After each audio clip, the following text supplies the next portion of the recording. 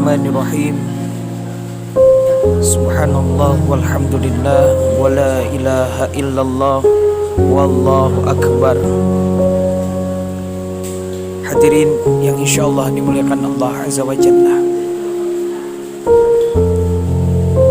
Ketika manusia dihidupkan, maka kelak pasti manusia akan dimatikan. Kaifa takfuruna billahi wa kuntum amwatan fa ahyaakum thumma yumitukum thumma yuhyikum thumma ilaihi turja'un.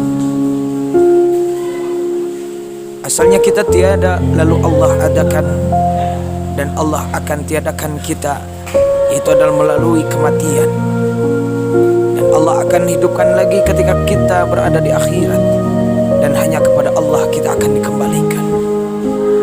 Hadirin, ketika seseorang menghadapi sakaratul maut, akan menempuh jalan kematian, maka di sanalah manusia mulai akan menempuh jalan hidup yang baru, yang dimana manusia setelah mati pasti akan melewati yang namanya alam barzah.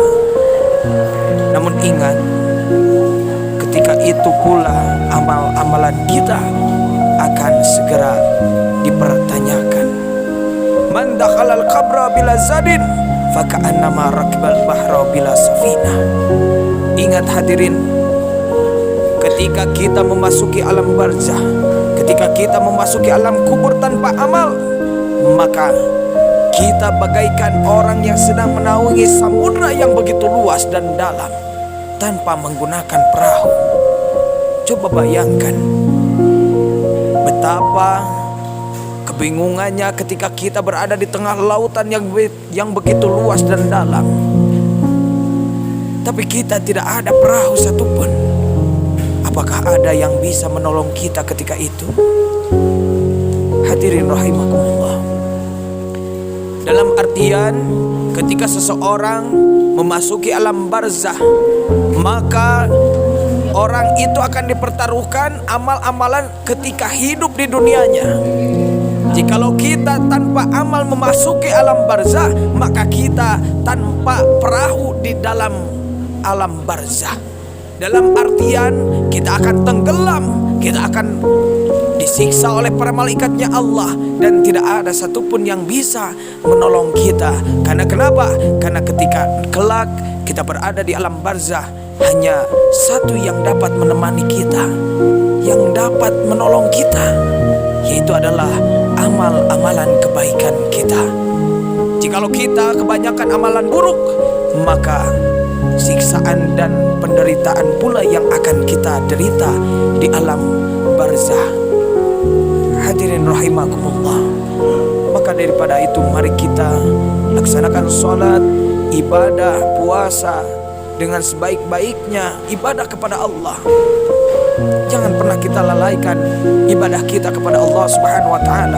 Jikalau kita ingin mendapatkan kenikmatan dan dijauhkan dari siksaan kuburnya Allah Subhanahu wa taala.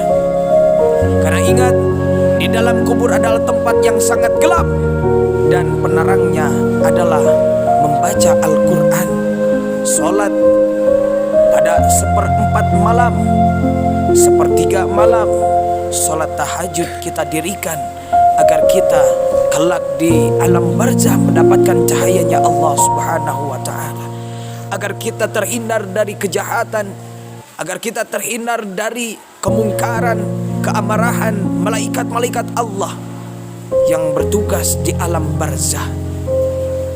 Hadirin rahimakumullah. Mari kita perbaiki amal-amalan kita. Sedikit saja di dalam hati ini mempunyai keinginan untuk beribadah, laksanakan pada saat itu pula. Jangan pernah kita tunda-tunda dalam kebaikan. Namun kita harus senantiasa menjauhi segala apapun yang akan menjerumuskan kita ke dalam kemaksiatan kepada Allah Subhanahu wa taala. Hadirin rahimakumullah. Allah Subhanahu wa taala melarang kita mendekati hal-hal yang akan menjerumuskan kita kepada kemaksiatan kepada Allah. La taqrabuz zina Dalam artian Allah melarang kita mendekatkan diri kita kepada perkara apapun yang akan menjerumuskan kita ke dalam lubang kemaksiatan kepada Allah Subhanahu wa taala.